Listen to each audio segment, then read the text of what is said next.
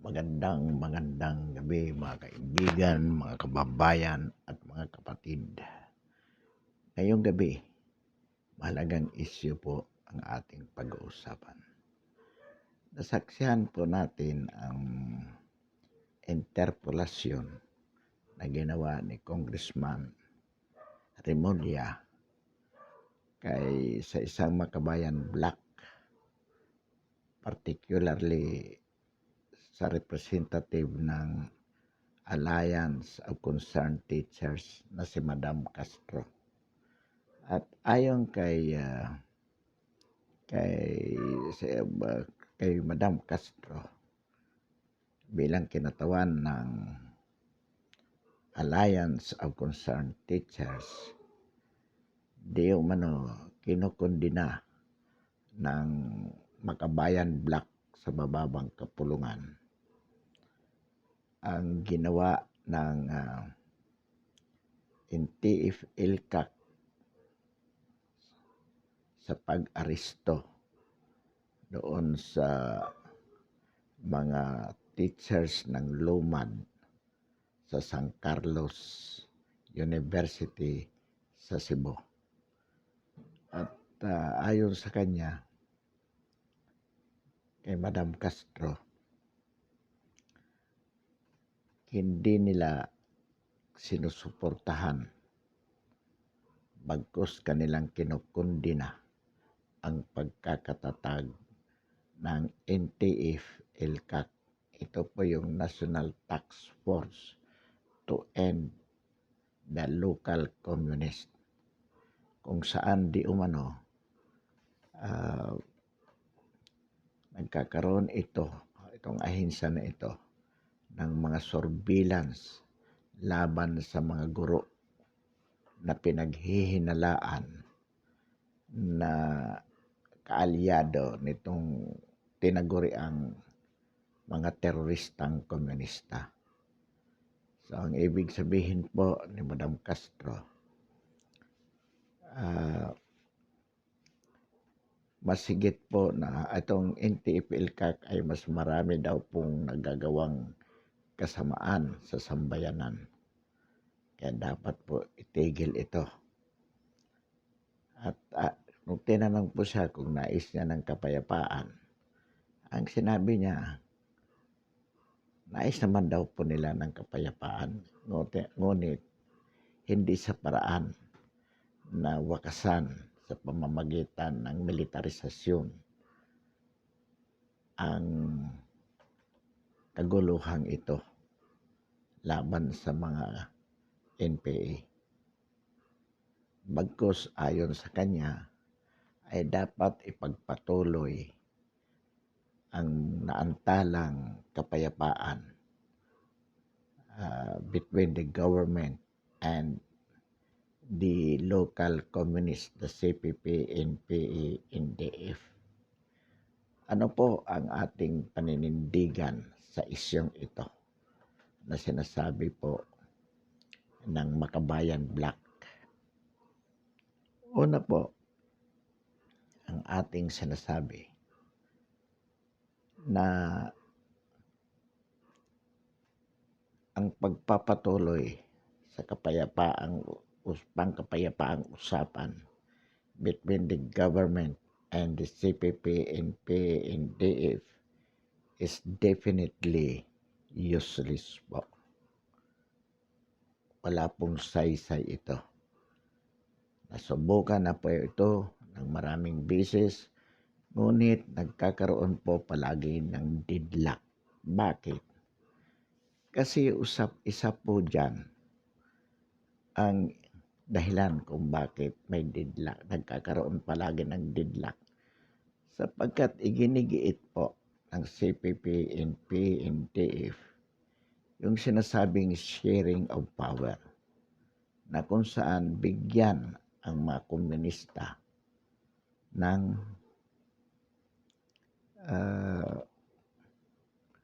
kapangyarihan, kaakibat na kapangyarihan sa ating pamahalaan, which of course cannot be, because there can be no sharing of sovereign power. Sovereignty should only be exercised by a duly constituted government. It cannot be shared with any other group. Alam din naman po ng mga CPP, NPA, NDF yan na hindi po papayag ang gobyerno. Alam po nila yan. Pero bakit po iginigiit nila yan? Sapagkat that is their strategy. They are using this peace talk as a buying time. Because while the peace talk is going on, siyempre po, mayroon tayong tinatawag na ceasefire. Dahil po sa ongoing peace talk. And during that ceasefire, diyan po ang panahon kung saan nakapagpapalakas,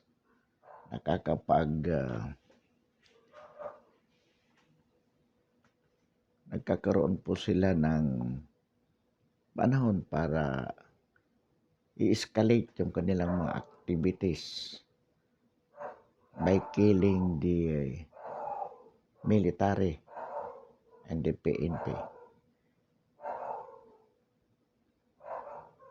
Yung kanilang activities ay recruitment activities, training activities, sapagkat malaya po silang nakakagalaw kung mayroon pong ceasefire.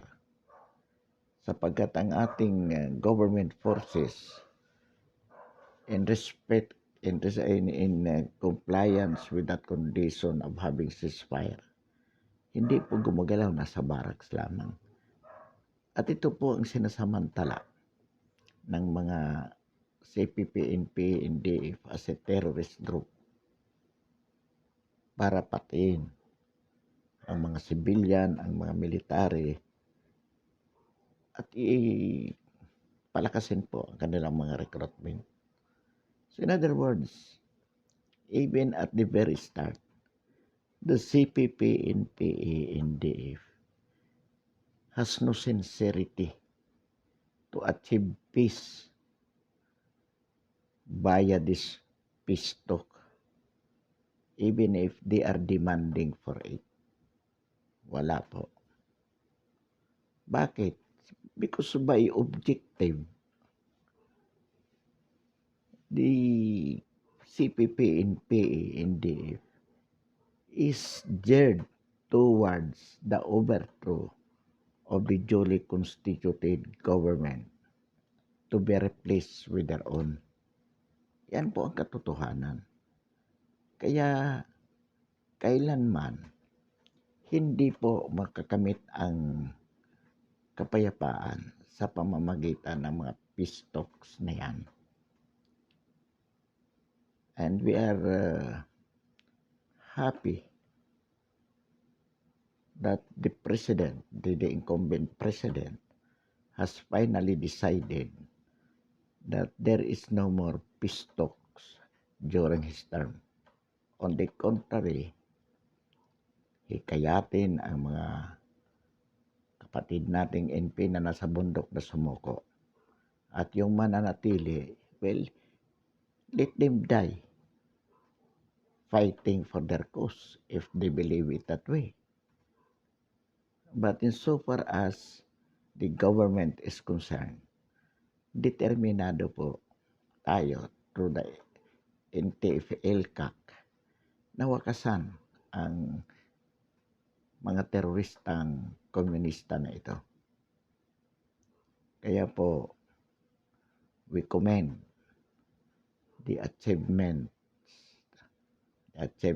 of the NTF-ELCAC sa kanilang pagpupursige na talaga namang trabahuin na upang kung pwedeng magwakas ito bago po magtapos ang termino ng ating Pangulo. Yang sinasabi po ni Madam Castro na ito ang na ang kanyang sinasabi ay paninindigan ng Makabayan Black sa mababang kapulungan sa Kongreso ay nagpapatunay lamang na talagang ang Makabayan Black po ay konektado at ito po ang mga legal fronts, ang mga organisasyon na kinakatawan ng Makabayan Black na ito ay mga organisasyon. Sila po ang legal fronts ng CPP, NPA, NDF. Their pronouncements in Congress are confirmations na sila po talaga ay mga tagapagtanggol ng mga teroristang komunista. Itong CPP, NPA, NDF. At ayon sa privilege speech ni Madam Castro, nagkakaroon ng intense surveillance by the military through the NTF-ELCAC among these suspected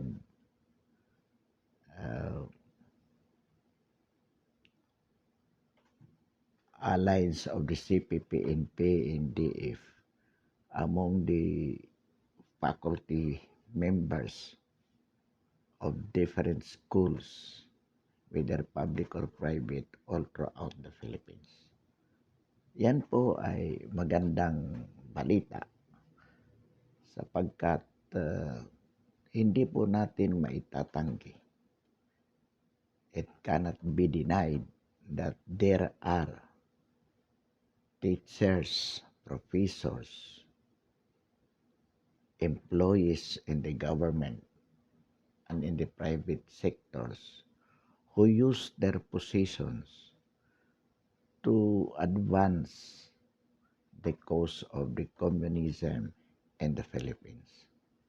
Nagagamit ng mga gurong ito ang kanilang posisyon upang ang kanilang mga estudyante ay hindi lamang maimpluwensyahan, bagkus makumbinse na sumali sa grupong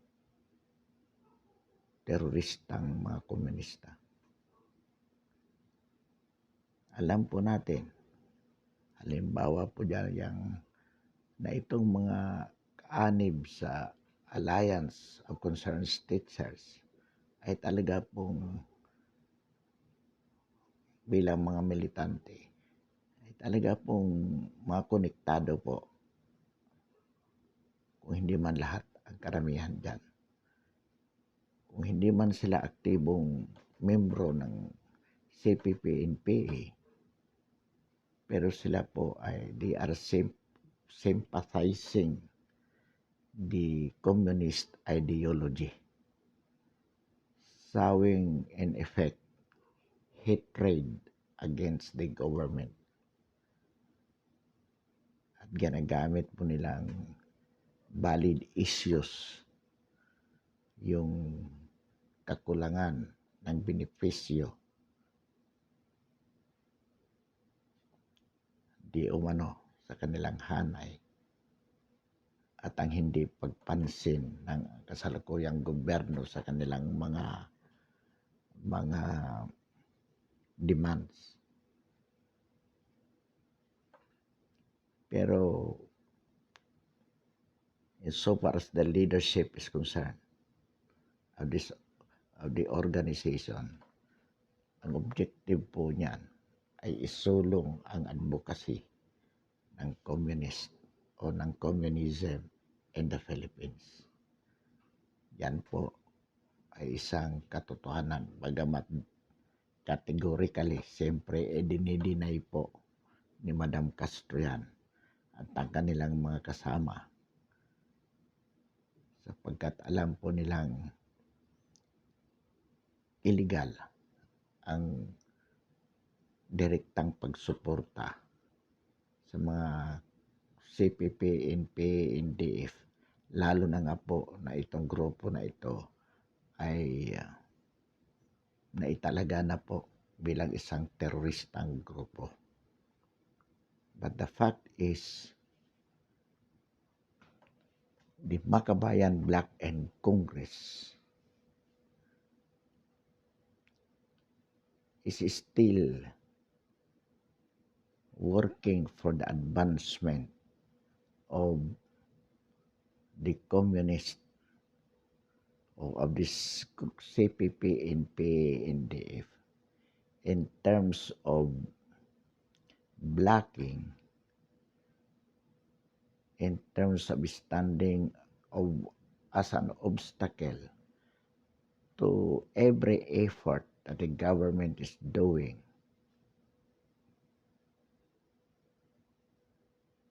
para po magalit ang sambayanan sa gobyerno at magkaroon eventually ng simpatiya sa CPP, NP, NDF as a terrorist group. Dapat po lamang talaga na pagtuunan ng pansin ng NTF-ILCAC itong act o Alliance of Concerned Teachers. Ito po yung mga membro ng faculty ng iba't ibang schools as a militant group na ang purpose po nito ay kalabanin ang gobyerno sa pamamagitan ng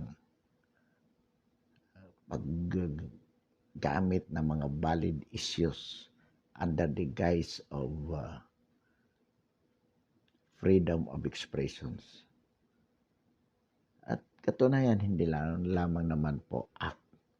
Yung courage, samahan ng mga union ng mga government employees na ang utak po ay magkakaliwa.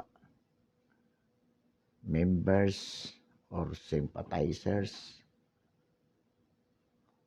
or conspirators ng mga CPP, NP, NDF ang ilan, ang maraming members dan po sa courage. At ang masama po dyan, nagagamit ng mga empleyadong ito ng gobyerno ang kanilang mga posisyon upang suportahan ang CPP, NP, NDF at kalabanin ang gobyerno under the guise of airing their grievances against the government for the alleged exploitation by the government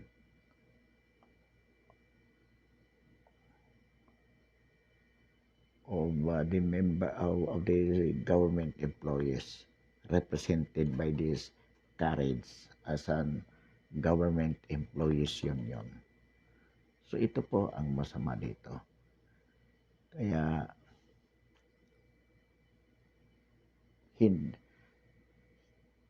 hinihiling po natin sa NTF-ILCAC na tingnan din po ito. Tingin naman natin, tinitingnan na po talaga.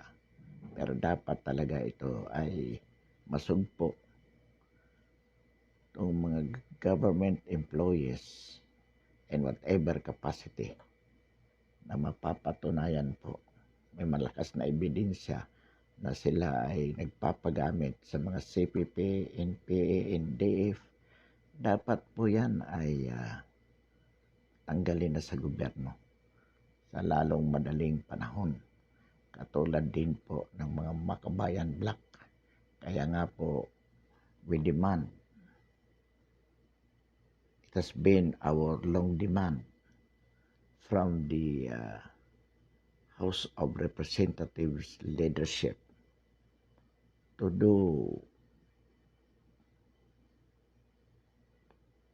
act immediately to look into these allegations of the Makabayan Black being connected with the CPP, NPA, NDF. Sapagkat hanggat nandyan po sila, nagagamit nila ang kanilang posisyon to advance the cause of the CPP, NPA, NDF, and contrary to the government na dapat nilang pinaglilingkuran sapagkat sila ay mga kinatawan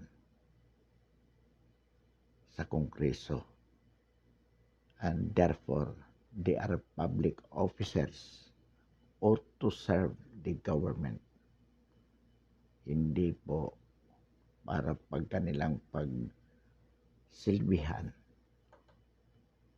kampihan at ipaglaban ang mga kalaban ng ating pamahalaan.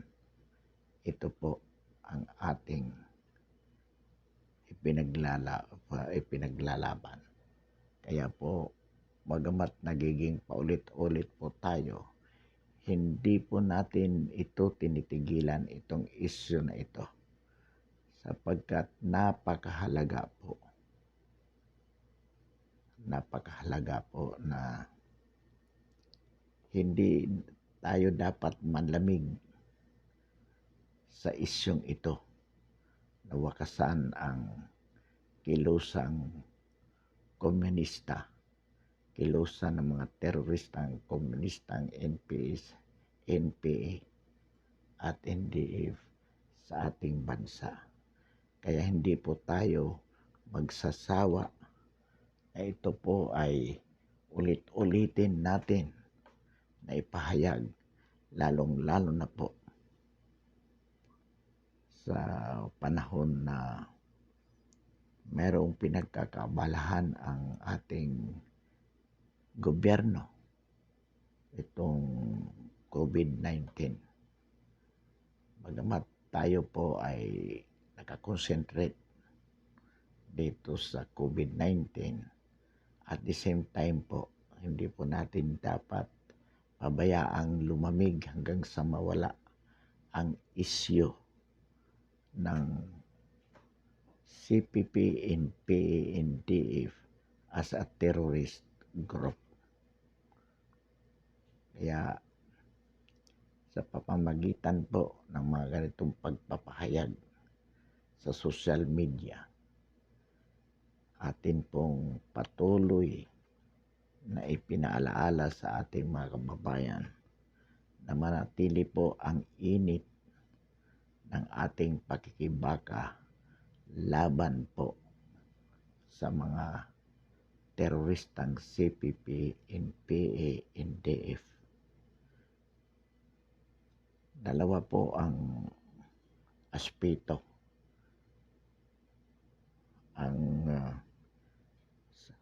mayroon po sa ginagawa natin ito. Una, upang malaman ng mga komunistang CPP, NPA, NDF bilang mga teroristang grupo na ang sambayanan ay nanatili pong, ang ating pamahalaan sa tulong ng sambayanan ay nanatili na maalam, mainit sa kanilang adhikain na wakasan na ang nabanggit na mga terorista. Pangalawa po, sa bahagi naman po ng ating pamahalaan, lalo na po sa sandatahang lakas at sa mga kapulisan, particularly sa NTF-ELCAC na siyang ahensya na naatasan upang wakasan ang local communist, upang malaman po nila na buo ang suporta ng sambayanan sa nabanggit na ahensya sa kanilang mga ginagawa upang mahuli, wakasan ang kilusang terorista sa ating bansa. At gayon din po sa mga magulang, sa mga kababayan natin na umaasam na magkaroon po tayong kapayapaan. Dapat po malaman nila na ang ating mga kababayan sa kanilang mga kanya-kanyang pamamaraan ay nakikibahagi sa labang ito, laban sa mga teroristang CPP, NPA, NDF. Sa ating pong mga congressmen, katulad po kay Congressman Remulla, kay Defensor, kay Marcolita, at sa iba pa pong mga kasama natin, na kung hindi po sa pamamagitan ng kanilang mga makabayang serbisyo sa mababang kapulungan, ay hindi po natin malalaman ang maraming bagay na nakatago sa dilim, ginagawa ng iba nating mga opisyal ng bayan para maisulong ang kanilang personal na interes laban sa mamamayan. Isa na po dito na magandang halimbawa, yung mga expose ni Mike Defensor, ni Congressman Marcolita, at ng ibang mga kasama nila tungkol po sa ABS-CBN, ang mga malalaking utang nito sa DBP na pinagluloko po tayo. Binigay lamang sa mga lupises ang napakaraming pera ng sambayanan, sa kabila na maraming kababayan nating naghihikahos sa kahirapan. Ang malaking bahagi ng pera ng gobyerno, bilyon, ibinigay lang sa mga lupises.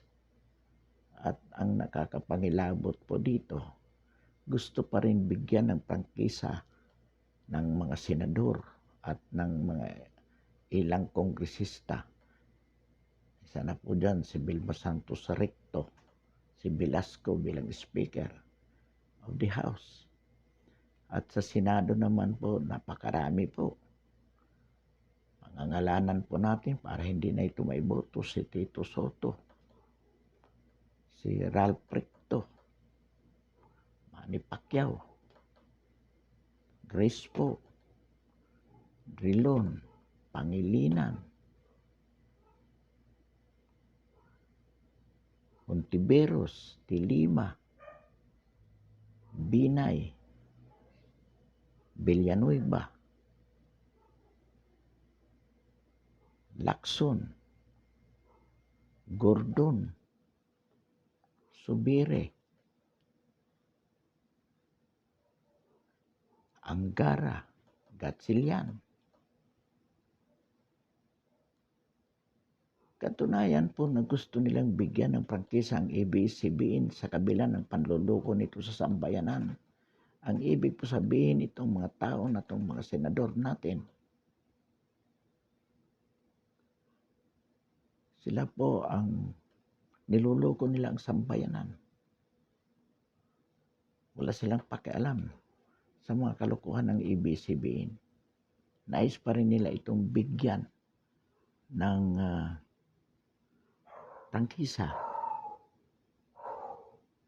Ayan po mga kababayan, ay talaga nagpapatunay na marami po tayong mga congressman, mga senador, katulad po ng Makabayan Black, na sa halip na isulong ang kagalingan ng taong bayan, sa halip na tulungan ang gobyerno na makapagbigay ng magandang serbisyo sa sambayanan, ginagamit po ng mga senador at congressman na ito ang kanilang posisyon para maisulong ang mga personal lang interest laban sa mamamayan.